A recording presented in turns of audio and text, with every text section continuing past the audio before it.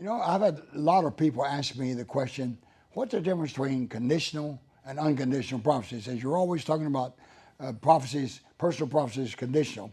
And a lot of people have asked, what is the difference? Well, unconditional prophecies or the prophecies of Scripture, it's like where Daniel prophesied that there'd be four empires arise when he saw that vision of the giant with the head of gold and then silver and bronze and on down to the feet. Well, those are unconditional prophecies. It's not dependent on man believing for it. It's not dependent on man's obedience. God said it's going to be, and that's where it's going to happen. And it doesn't make any difference what man does or the devil does or anybody else does. God says this is what's going to happen. And this is the way it's going to happen, and nothing's going to change it. And there's several unconditional prophecies in the Bible. It's just like the second coming of Christ. It's unconditional. He's going to come again. And there's many of that. But personal prophecies are conditional in the sense that they're dependent upon man's obedience. In other words, God says, I'm going to do this for you. I'm going to do that. I'm going to fulfill this. But it's always dependent. All personal prophecies are conditional, whether conditions are put on them or not. People say, well, they prophesied this, there was no conditions put on it, and it didn't come to pass. Well, that's like Jonah.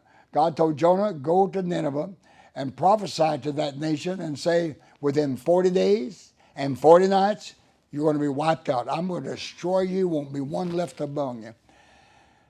And you know, and believe it or not, those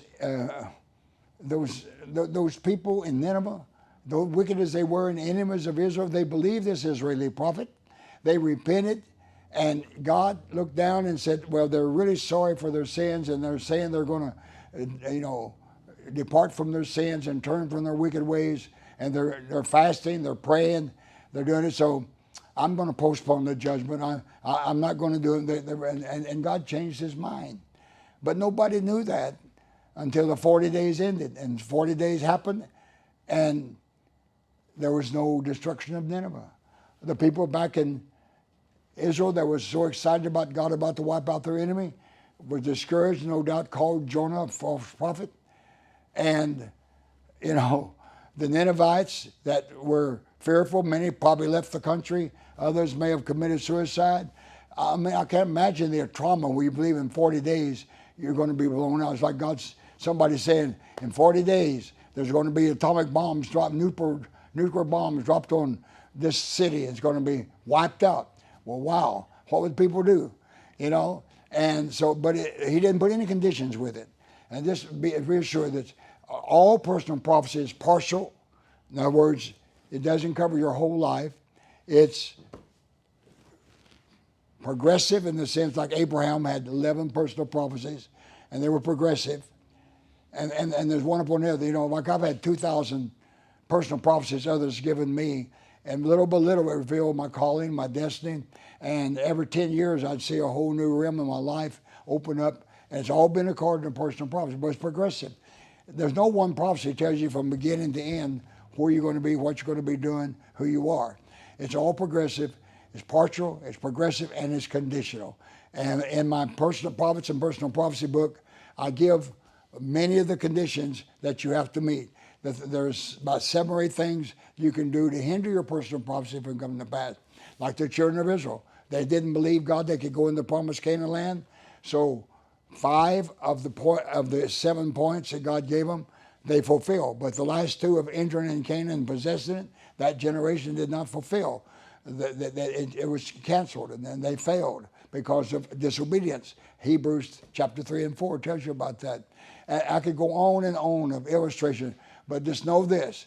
There are conditional prophecies, and then there's unconditional. Now, there is a place where Abraham, although his prophecies were conditional, and it says because. Just look up the word because. God said, because of this and because of that, I'll do this and I'll do that. And because you didn't do this and didn't do that, then I can't fulfill this. But God told Abraham, he says, now because you've passed your 7th test and you've offered your own son, and you're willing to give him completely when it was the only hope of me fulfilling your promises to you, because I said, in Isaac shall your seed be blessed, and everything is wrapped up in the son. Ishmael's gone, and Eliezer is rejected, And this was Abraham's only hope. But by faith, Abraham took a step of faith and went willingly to offer Isaac. And he offered him and was willing to stick the knife in. And when God called a hold, Isaac, hold it. Abraham, hold. And there was a ram caught in the thicket, and God provided the sacrifice. And God says, now, because you did this, fully obeyed me and was willing to sacrifice your son, your only hope of the future promises being fulfilled, now I change your prophecy from a conditional prophecy to a ratified oath, and I swear by myself, everything shall be done. You know, and I prayed to God in 2014. I said, Lord, I know I've gone through a lot of tests. I know it's 6 at least. Have I gone through my 7th yet? And he didn't say anything, but 2 months later he said, are you ready for your 7th test? And then he showed me he was going to take my wife. He didn't tell me when, but he said he's going to take my wife earlier than I thought. And that fall, my wife was taken to heaven. And I said, Lord, now is that my 7th?